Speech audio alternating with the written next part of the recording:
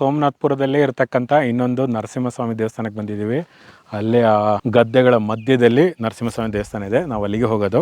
ಇಲ್ಲಿಗೆ ಬರಬೇಕಂದ್ರೆ ಸೋಮನಾಥ್ಪುರ ಕೇಶವ ದೇವಸ್ಥಾನಕ್ಕೆ ಬರುವಾಗ ದೇವಸ್ಥಾನಕ್ಕೆ ಬಂದು ರೋಡು 2 ಕಡೆಗೆ ಸ್ಪ್ಲಿಟ್ ಆಗುತ್ತೆ, ಎಡಕ್ಕೆ ಮತ್ತು ಬಲಕ್ಕೆ. ಎಡಕ್ಕೆ ತಿರ್ಕೊಂಡ್ರೆ ಇವಾಗ ಇಲ್ಲಿ ಕಾಣ್ತಾ ಇದೆಯಲ್ಲ, ಈ ರಸ್ತೆ ಮುಖಾಂತರ ನಾವು ಬರ್ತೀವಿ. ನೋಡಿ, ಇದೇ ರಸ್ತೆಯಿಂದ ನಾವು ಬರೋದು. ಇಲ್ಲ ನೀವು ಬಲಕ್ಕೆ ತಿರ್ಕೊಂಡ್ರೆ ಈ ಕಾಲುವೆ ಪಕ್ಕದಲ್ಲೇ ಇನ್ನೊಂದು ರಸ್ತೆ ಇದೆ, ನೋಡ್ಬೋದು ಕಾಲುವೆಲಿ ಇವಾಗ ನೀರು ಬಿಟ್ಟಿದ್ದಾರೆ. ಈ ಕಾಲುವೆ ಪಕ್ಕದಲ್ಲೇ ಇರತಕ್ಕಂಥ ರಸ್ತೆ ಇದೆಯಲ್ಲ, ಈ ರಸ್ತೆ ಮುಖಾಂತರ ಬರೋದು. ಈ ರಸ್ತೆ ಸ್ವಲ್ಪ ರಿಸ್ಕಿ ಇದೆ. ಒಂದು ಸ್ವಲ್ಪ ಆ ಕಡೆ ಈ ಕಡೆ ಏನಾದ್ರು ನಾವು ತಿರುಗಿಸಿದ್ರೆ ಒಂದಿಲ್ಲ ಈ ಕಡೆ ಕಾಲುವೆಗೆ ಅಥವಾ ಆ ಕಡೆ ತೋಟಕ್ಕೆ ಬೀಳ್ತೀವಿ. ಇದು ಮಳೆ ಬಂದರೆ ರಸ್ತೆ ಜಾರುತ್ತೆ ಕೂಡ. ನಾನೊಂದ್ಸರಿ ಬಂದಾಗ ತುಂಬ ಜಾರುತ್ತಾ ಇತ್ತು. ತುಂಬ ಹುಷಾರಾಗಿ ನೋಡ್ಕೊಂಡು ಬಂದಿದ್ದು. ನೋಡ್ಬೋದು ತೋಟ ಎಷ್ಟು ಚೆನ್ನಾಗಿ ಕಾಣ್ತಾ ಇದೆ. ಹಾಗೆ ಅಲ್ಲಿ ಒಂದು ಝೂಮ್ ಆಕಾರ ಕಾಣುತ್ತೆ ನೋಡಿ ದೇವಸ್ಥಾನ. ನಾವು ಅಲ್ಲೇ ಹೋಗ್ತಾ ಇರೋದು. ಬನ್ನಿ ಆ ದೇವಸ್ಥಾನದ ವಿಶೇಷತೆಯನ್ನು ನೋಡೋಣ. ಇಲ್ಲಿ ಚಿರತೆ ಇದೆ ಅಂತ ಕೂಡ ಹೇಳ್ತಿದ್ದಾರೆ, ಮತ್ತು ಬೋನ್ ಕೂಡ ಇಟ್ಟಿದ್ದಾರಂತೆ ಚಿರತೆನ ಹಿಡಿಯೋಕ್ಕೋಸ್ಕರ. ಟ್ರಾಪ್ ಇಟ್ಟಿದ್ದಾರೆ. ಹಾಗಾಗಿ ಇಲ್ಲಿ ಬರೋರು ತುಂಬ ಹುಷಾರಾಗಿ ಬರಬೇಕು. ಗುಂಪಲ್ಲೇ ಬರೋಕ್ಕೆ ನೋಡಿ, ಒಬ್ಬೊಬ್ಬರೇ ಬರಬೇಡಿ. ಇದೇ ನೋಡ್ಬೋದು ಕಾಲುವೆ ಪಕ್ಕದಲ್ಲಿ ಬರ್ತಕ್ಕಂಥ ರಸ್ತೆ. ಆ ರಸ್ತೆಯಲ್ಲೇ ಈ ಕಾಲುವೆ ಪಕ್ಕದಲ್ಲೇ ಎದುರುಗಡೆನೆ ನಾವು ಇಳ್ಕೊಂಡು ಹೋಗಬೇಕು. ಬನ್ನಿ ನಾವಿವಾಗ ಈ ಗದ್ದೆಗಳ ಮಧ್ಯದಲ್ಲಿ ಇಳಿದು ನರಸಿಂಹಸ್ವಾಮಿ ದೇವಸ್ಥಾನ ಹತ್ರ ಹೋಗೋಣ. ನೋಡ್ಬೋದು ಕಾಲುವೆಯಲ್ಲಿ ನೀರು ಬಿಟ್ಟಿದ್ದಕ್ಕೆ ಇಲ್ಲಿ ನೀರು ಯಾವ ರೀತಿ ತುಂಬಿ ಹರಿತಾ ಇದೆ, ಯಾವ ರೀತಿ ಧುಮುಕ್ತಾ ಇದೆ. ಒಂದು ಸಣ್ಣ ಜಲಪಾತ. ಸ್ನಾನ ಮಾಡೋರು ಇಂಟ್ರೆಸ್ಟ್ ಇದ್ದರೆ ಇಲ್ಲೇ ಕೂತ್ಕೊಂಡು ಸ್ನಾನ ಮಾಡ್ಬೋದು ಅನಿಸುತ್ತೆ. ಈಗ ನಾವು ಇದೇ ಗದ್ದೆಗಳ ಮಧ್ಯದಲ್ಲಿ ನಡ್ಕೊಂಡು ಹೋಗಬೇಕಾಗಿರೋದು. ಸೊ ಈ ರೀತಿಯಾದ ರಸ್ತೆಯಲ್ಲಿ ನಾವು ಸದ್ಯಕ್ಕೆ ನಡ್ಕೊಂಡು ಹೋಗಬೇಕು. ಕಾಲುವೆಯಲ್ಲಿ ನೀರು ನಿಲ್ಲಿಸಿದ್ರೆ ನಮಗಿದು ಸ್ವಲ್ಪ ಒಣಗಿಬಿಡುತ್ತೆ ಈ ಭಾಗ ಎಲ್ಲ. ಹಾಗಾಗಿ ಆರಾಮಾಗಿ ನಡ್ಕೊಂಡು ಹೋಗ್ಬೋದು. ಇವಾಗ ಕಷ್ಟ ಇದೆ, ನೋಡಬಹುದು ಹೇಗಿದೆ ಅಂತ. ಓ, ಇಲ್ಲಿ ಹೆಂಗೆ ಹೋಗೋದೀಗ? ಶೂ ಎಲ್ಲ ಹಾಳಾಗುತ್ತೆ. ಶೂ ಬಿಚ್ಚಿಬಿಟ್ಟು ಹೋಗೋಣ ಅಂದರೆ ಕಾಲೆಲ್ಲ ಗಲೀಜಾಗುತ್ತೆ. ಓಹೋ, ಕೆಳಗೆ ಹೋಗ್ತಾ ಇದೆ. ಹೆಂಗೋ ಬಂದೆ. ಇಲ್ಲಿಂದ ರಸ್ತೆ ಪರವಾಗಿಲ್ಲ, ನೋಡ್ಬೋದು. ಈ ರೀತಿ ನಾವು ನಡ್ಕೊಂಡು ಸ್ವಲ್ಪ ಬ್ಯಾಲೆನ್ಸ್ ಮಾಡ್ಕೊಂಡು ಹೋಗ್ಬೋದು, ಅಥವಾ ಇಲ್ಲಿ ಮೇಲೆ ಹತ್ಕೊಂಡು ಇಲ್ಲಿ ಆರಾಮಾಗಿ ನಡಿಬೋದು. ಅಲ್ಲೊಂದು ಸ್ವಲ್ಪ ತೊಂದರೆ ಇದೆ. ಇಲ್ಲೂ ತೊಂದರೆ ಇದೆ. ಇಲ್ಲಿ ಕಷ್ಟ ಇದೆ. ಅದಕ್ಕೋಸ್ಕರ ನಾನು ಮತ್ತೆ ಇಲ್ಲಿ ಕೆಳಗಿಳಿದು ಹೋಗ್ತಾಯಿದ್ದೀನಿ. ಇಲ್ಲಿ ಜನ ನಡೆಯೋಕ್ಕಂತಲೇ ವ್ಯವಸ್ಥೆ ಮಾಡಿದ್ದಾರೆ. ಈ ರೀತಿ ಕಾಲು ಇಟ್ಕೊಂಡು ಬರ್ಬೋದು. ನಾವು ಸ್ವಲ್ಪ ಬ್ಯಾಲೆನ್ಸ್ ಮಾಡ್ಕೊಂಡು ಬಂದರೆ ಈ ಆಳು ಬಿದ್ದಿರ್ತಕ್ಕಂಥ ದೇವಸ್ಥಾನದ ಹತ್ತಿರ ನಾವು ಬರ್ತೀವಿ. ಹಾಗೆ ನಾವು ಹೊಲ ಗದ್ದೆಗಳ ಮಧ್ಯೆಯಲ್ಲಿ ನಡ್ಕೊಂಡು ಈ ನರಸಿಂಹಸ್ವಾಮಿ ದೇವಸ್ಥಾನದ ಹತ್ರ ಬಂದ್ವಿ. ಈ ದೇವಸ್ಥಾನ ಕೂಡ ಜೀರ್ಣೋದ್ಧಾರ ಮಾಡಲಿಕ್ಕೆ ಆರ್ಡರ್ ಆಗಿದೆ ಅಂತ ಹೇಳಲಾಗ್ತಾಯಿತ್ತು. ಆದರೆ ಇನ್ನೂ ಜೀರ್ಣೋದ್ಧಾರ ಆಗಿಲ್ಲ. ಅದು ಹೇಳಿ ಇವಾಗ 1 ವರ್ಷ ಮೇಲಾಗಿದೆ. ಮತ್ತು ಜೀರ್ಣೋದ್ಧಾರ ಮಾಡಿದ್ಮೇಲೆ ಇದೇ ರೀತಿ ಮಾಡ್ತಾರಾ ಅಥವಾ ಎಲ್ಲ ತೆಗೆದುಬಿಟ್ಟು ಒಂದು ಹೊಸ ಕಾಂಕ್ರೀಟ್ ಸ್ಟ್ರಕ್ಚರ್ ಥರ ಕಟ್ತಾರಾ ಅದು ಗೊತ್ತಿಲ್ಲ. ಮೂಲ ಸ್ವರೂಪ ಉಳಿಸ್ತಾರ ಇಲ್ಲ, ಅದು ನಾವು ಕಾದಿದ್ದು ನೋಡಬೇಕಾಗತ್ತೆ. ನಾನು ಮುಂಚೆ ಕೂಡ ಇದ್ರ ವಿಡಿಯೋ ಮಾಡಿದ್ದೀನಿ. ವಿಡಿಯೋ ಲಿಂಕ್ ನಾನು ಡಿಸ್ಕ್ರಿಪ್ಷನಲ್ಲಿ ಹಾಕಿರ್ತೀನಿ. ಈ ದೇವಸ್ಥಾನ ಕೂಡ 13ನೇ ಶತಮಾನದಲ್ಲಿ ಇಲ್ಲಿನ ಸೋಮನಾಥ ದಂಡನಾಯಕ ಅನ್ನೋರು ಕಟ್ಟಿಸಿರತಕ್ಕಂಥ ದೇವಸ್ಥಾನ. ಸೋಮನಾಥನವರು ಅಥವಾ ಸೋಮಯ್ಯ ಅಂತ ಕೂಡ ಅವ್ರನ್ನ ಕರೆಯಲಾಗುತ್ತೆ. ಅವರು ಹೊಯ್ಸಳ ಚಕ್ರವರ್ತಿ ಆದಂಥ 3ನೇಯ ನರಸಿಂಹ ಅವರ ದಂಡನಾಯಕರಾಗಿದ್ದರು. ಅವರು ಈ ಭಾಗದಲ್ಲಿ ಒಂದು ಅಗ್ರಹಾರನ ಕಟ್ಟಿಸಿ ಒಂದು ಗ್ರಾಮವನ್ನು ಸ್ಥಾಪಿಸಿ ಈ ಗ್ರಾಮದ ಸುತ್ತು ಕೂಡ ಕೋಟೆ ಕಟ್ಟಿದ್ರು. ಆ ಕೋಟೆಯ ಅಳಿದುಳಿದ ಭಾಗಗಳು ಇನ್ನೂ ಕೂಡ ಈ ಊರಲ್ಲಿ ಕಾಣಿಸ್ಕೊಳ್ಳುತ್ತೆ ಅಂತ ಹೇಳಲಾಗುತ್ತೆ. ಈ ಸ್ಥಳೀಯರು, ಈ ಊರಿನವರು ಆ ಕೋಟೆಯ ಅಳಿದುಳಿದ ಭಾಗಗಳು ಏನಾದ್ರು ನಿಮ್ಗೆ ಕಾಣಿಸಿದ್ರೆ, ಇನ್ನೂ ಅದರ ಕುರುಹುಗಳು ಏನಾದ್ರು ಉಳಿದಿದ್ರೆ ದಯವಿಟ್ಟು ನನಗೆ ಕಮೆಂಟ್ ಮುಖಾಂತರ ತಿಳಿಸಿ. ನಾನು ನಿಮ್ಮ ಜೊತೆ ಬಂದು ಅದರ ಒಂದು ವಿಡಿಯೋ ಮಾಡಲಿಕ್ಕೆ ಇಷ್ಟಪಡ್ತೀನಿ. ಆ ಕೋಟೆಯ ಒಂದು ಸ್ವಲ್ಪ ಆದ್ರೂ ಭಾಗ ನಾವು ಉಳಿಸಿದ್ರೆ ಇತಿಹಾಸದ ಒಂದು ಭಾಗ ಉಳಿಸ್ದಂಗೆ ಆಗುತ್ತೆ. ಹಾಗಾಗಿ ನನಗೆ ದಯವಿಟ್ಟು ಕಮೆಂಟ್ ಮುಖಾಂತರ ತಿಳಿಸ್ಕೊಡಿ. ನಾವು ಮೊದಲು ಈಗ ಒಂದು ರೌಂಡು ಈ ದೇವಸ್ಥಾನ ಸುತ್ತು ಹೋಗಿ ಬರೋಣ. ಮತ್ತು ನಾನು ಹೋದ ವಿಡಿಯೋದಲ್ಲಿ ಪಂಚಲಿಂಗೇಶ್ವರ ದೇವಸ್ಥಾನದಲ್ಲಿ ಕೂಡ ತೋರಿಸಿದ್ದೆ. ಇಲ್ಲಿ ನೋಡ್ಬೋದು ಕೆತ್ತನೆ ಇಲ್ಲಿ ಇಲ್ಲ. ಈ ದೇವಸ್ಥಾನದಲ್ಲಿ ಎಲ್ಲ ಕಡೆ ಕಲ್ಲುಗಳು ಈ ರೀತಿ ಇರೋದು, ಕೆತ್ತನೆ ಕಾಣೋದಿಲ್ಲ, ಆದರೆ ಕಲ್ಲಿರುತ್ತೆ. ಇದನ್ನೇ ತೋರಿಸ್ಬಿಟ್ಟು ನಮ್ಮ ಕೆಲವು ತುಂಬ ಫೇಮಸ್ ಯೂಟ್ಯೂಬರ್ಸು ಇದನ್ನು ಸಿಸ್ಟಮ್ಯಾಟಿಕ್ ಆಗಿ ತೆಗೆಯಲಾಗಿದೆ ಅಥವಾ ರಿಮೂವ್ ಮಾಡಿದ್ದಾರೆ, ಅಳಿಸಿದ್ದಾರೆ, ನಮ್ಮ ಇತಿಹಾಸನ ಅಳಿಸುವಂಥ ಒಂದು ಪ್ರಯತ್ನ ಪಟ್ಟಿದ್ದಾರೆ ಅಂತ ಹೇಳ್ತಾ ಇದ್ರು. ಅದನ್ನು ನಾವು ಒಂದು ಅರ್ಥ ಮಾಡ್ಕೊಬೇಕು. ದಾಳಿ ಮಾಡುವಂಥ ಜನ ವಿಗ್ರಹಗಳನ್ನ ಭಿನ್ನ ಮಾಡ್ತಾ ಇದ್ರು ಹೊರತು ಇಷ್ಟೊಂದು ಕುತ್ಕೊಂಡು ಅವರು ಬರ್ತಾ ಇದ್ದಿದ್ದು ಲೂಟಿ ಮಾಡಲಿಕ್ಕೆ ಅಂತ. ಅವ್ರು ಕುತ್ಕೊಂಡು ಅಳಿಸ್ಲಿಕ್ಕೆ ಅಂತೆಲ್ಲ ಕೂರ್ತಾ ಇರಲಿಲ್ಲ. ಅವರಿಗೆ ಏನಿದೆಯೋ ಎತ್ಕೊಂಡು ಲೂಟಿ ಮಾಡ್ಕೊಂಡು ಇನ್ನೊಂದು ಜಾಗಕ್ಕೆ ಹೋಗಿ ಅಲ್ಲೂ ಮತ್ತೆ ಲೂಟಿ ಮಾಡಬೇಕು. ಈ ರೀತಿ ಇರೋದು ಇದು ನಿಮಗೆ ಎಲ್ಲ ಕಡೆ ಕಾಣುತ್ತೆ. ಇವನ್ ಬೇಲೂರು, ಹಳೆಬೀಡು, ಸೋಮನಾಥಪುರದ ಕೇಶವ ದೇವಸ್ಥಾನದಲ್ಲೂ ಕೂಡ ಈ ರೀತಿನೇ ಕಲ್ಲುಗಳು ಕಾಣಿಸ್ಕೊಳ್ಳುತ್ತೆ, ಕೆತ್ತನೆ ಇಲ್ಲದೆ ಇರೋದು. ಹಲವಾರು ಕಾರಣದಿಂದ ಅದನ್ನ ಕೆತ್ತನೆ ಕಂಪ್ಲೀಟ್ ಮಾಡದೆ ಈ ರೀತಿ ಬಿಟ್ಟಿದ್ದಾರೆ. ಕೆಲವು ಕಡೆ ಗೈಡ್ ಹೇಳ್ತಾ ಇದ್ರು ಇದು ತೋರಿಸ್ಲಿಕ್ಕೆ ಯಾವ ರೀತಿ ಈ ರೀತಿ ಪ್ಲೇನ್ ಇರುತ್ತೆ, ಇನ್ನೊಂದು ರಫ್ ಕೆತ್ತನೆ ಹಾಕಿರ್ತಾರೆ, ಇನ್ನೊಂದು ಚೆನ್ನಾಗಿ ಕೆತ್ತನೆ ಮುಗಿಸಿರೋ ಕಡೆ. ಸೊ ಯಾವ ರೀತಿ ಕೆತ್ತನೆ ಮಾಡ್ಕೊಂಡ್ ಬಂದಿದ್ದಾರೆ ಅಂತ ತೋರಿಸ್ಲಿಕ್ಕೆ ಅಂತ ಇರ್ಬೋದು. ಇನ್ನೊಂದು ಕಾರಣ ಇರ್ಬೋದು, ಇದು ಕಟ್ತಿರ್ಬೇಕಂದ್ರೇನೆ ದಾಳಿ ಆಗಿರ್ಬೋದು, ಅದಕ್ಕೆ ನಿಲ್ಸ್ಬಿಟ್ಟು ಹೋಗಿರ್ಬೋದು. ಅಥವಾ ಈ ದೇವಸ್ಥಾನ ಕಟ್ಲಿಕ್ಕೆ ಅಂತ ಬರೋ ಹಣ ಅದು ಇಲ್ಲಿಗೆ ಕೊಡಕ್ ಆಗದಿರೋ ಪರಿಸ್ಥಿತಿ, ಅದು ಬೇರೆ ಯುದ್ಧಕ್ಕಿರ್ಬೋದು ಅಥವಾ ಬೇರೆ ಯಾವ್ದಾದ್ರು ದೇವಸ್ಥಾನ ಕಟ್ಲಿಕ್ಕೆ ಇರ್ಬೋದು, ಯಾರಾದ್ರೂ ಯುದ್ಧಕ್ಕೆ ನಮ್ಮ ಮೇಲೆ ಬಂದಿರ್ಬೋದು, ಅಥವಾ ಇಲ್ಲಿರೋರು ಬೇರೆಯವ್ರ ಮೇಲೆ ಯುದ್ಧಕ್ಕೆ ಹೋಗಿರ್ಬೋದು. ಈ ರೀತಿಯಾದ ಹಲವಾರು ಕಾರಣಗಳಿಂದ ಕೂಡ ಇಲ್ಲಿ ಕೆತ್ತನೆ ಮಾಡೋದನ್ನ ನಿಲ್ಸಿರ್ತಾರೆ. ನಾವು ಐಹೊಳೆಯಲ್ಲಿ ಕೂಡ ಈ ರೀತಿ ನೋಡಿದ್ದೀವಿ. ದೇವಸ್ಥಾನ ಕಟ್ತಾ ರಾಜನ ಹತ್ರ ಹಣ ಕಡಿಮೆ ಆಗುತ್ತೆ, ಅವಾಗ ಕೆತ್ತನೆ ಆಗಿರೋದಿಲ್ಲ. ಅವಾಗ ರಾಜ ಹೇಳ್ತಾರೆ ಎಷ್ಟು ಆಗಿದೆ ಅಷ್ಟರಲ್ಲೇ ಜೋಡಿಸ್ಬಿಡಿ ದೇವಸ್ಥಾನನ, ಮತ್ತೆ ಕೆತ್ತನೆ ಎಲ್ಲ ಮಾಡಿಕೊಂಡು ಕೂರ್ಲಿಕ್ಕೆ ಹಣ ಮತ್ತು ಸಮಯ ಎರಡೂ ಇಲ್ಲ. ಹಾಗಾಗಿ ಎಷ್ಟಾಗಿದೆ ಅಷ್ಟರಲ್ಲೇ ಹಾಗೆ ಜೋಡಿಸ್ಬಿಡಿ, ಕೆತ್ತನೆ ಕಂಪ್ಲೀಟ್ ಆಗಿಲ್ಲ ಪರವಾಗಿಲ್ಲ ಅಂತ. ಅದೇ ಒಂದು ಪರಿಸ್ಥಿತಿ ಇಲ್ಲಿ ಕಂಡು ಬರುತ್ತೆ ಅಂತ ನೋಡ್ಬೋದು. ಎಲ್ಲೂ ಕೆತ್ತನೆ ಇಲ್ಲ. ಮೇಲಿನ ಭಾಗಗಳಲ್ಲೆಲ್ಲ ಕೆತ್ತನೆಗಳು ಬರಬೇಕಿತ್ತು, ಇಲ್ಲೂ ಕೆಳಗೆಲ್ಲ ಕೆತ್ತನೆ ಬರಬೇಕಿತ್ತು, ಅದೆಲ್ಲ ಇಲ್ಲ ಅಂತಲೇ ಹೇಳ್ಬೋದು. ಖಂಡಿತವಾಗಿ ನಾವು ಹೇಳ್ಬೋದು, ಇದು ನೋಡಿದ್ರೆ ಇದು ಸಂಪೂರ್ಣಗೊಂಡಿಲ್ಲ, ಇದು ಹೀಗೆ ಬಿಟ್ಟಿರೋದು.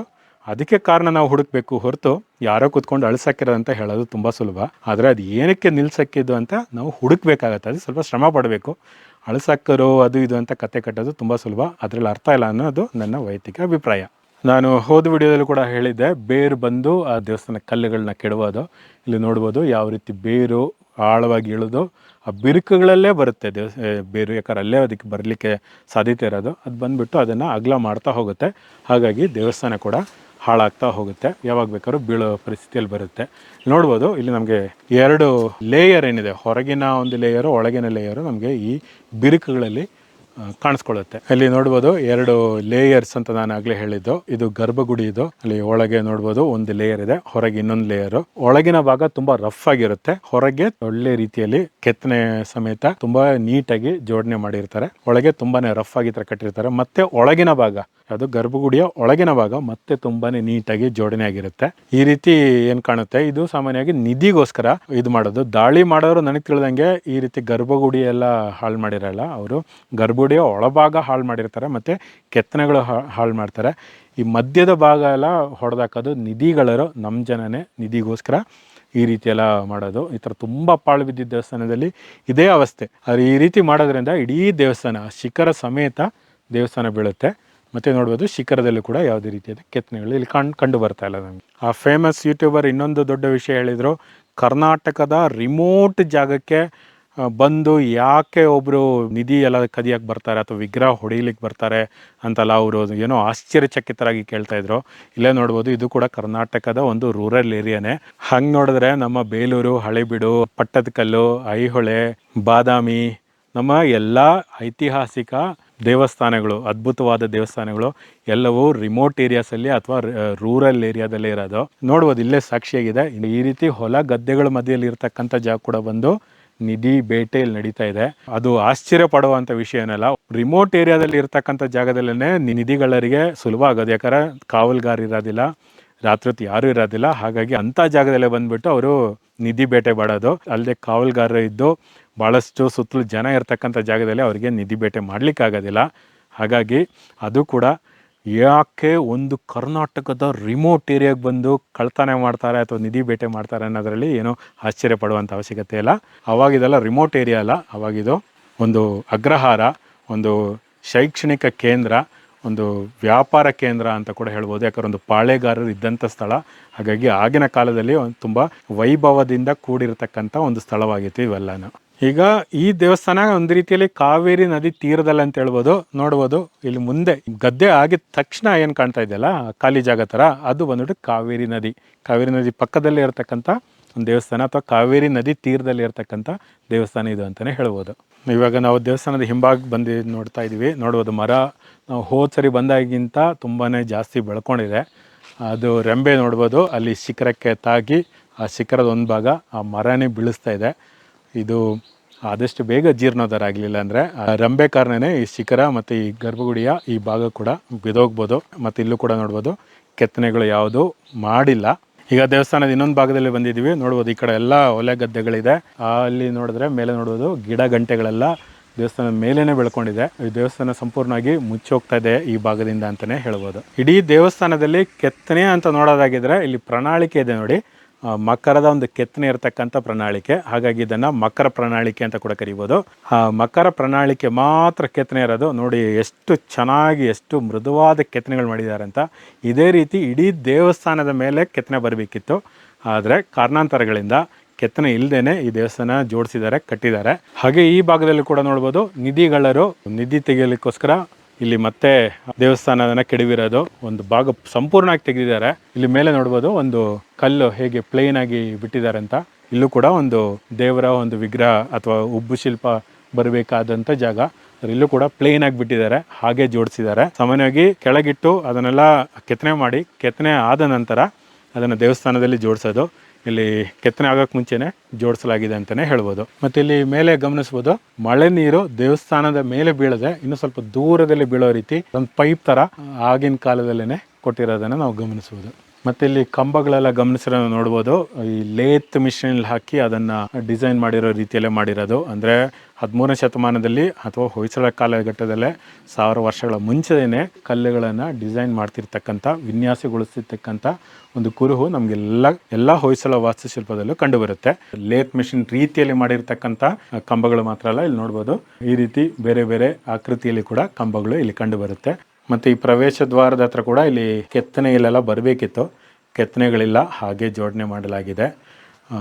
ಮತ್ತು ಇಲ್ಲೆಲ್ಲ ಕೆತ್ತನೆಗಳು ಬರಬೇಕಿತ್ತು. ಮತ್ತು ಒಳಗೆ ನಾವು ಹೋಗಿ ನೋಡ್ತಾ ಇಲ್ಲ, ನಾನೊಂದು ವಿಡಿಯೋದಲ್ಲಿ ಇದಕ್ಕೆ ಮುಂಚೆ ಒಂದು ವಿಡಿಯೋ ಇದೆ, ಅದರ ಲಿಂಕ್ ನಾನು ಹಾಕಿರ್ತೀನಿ.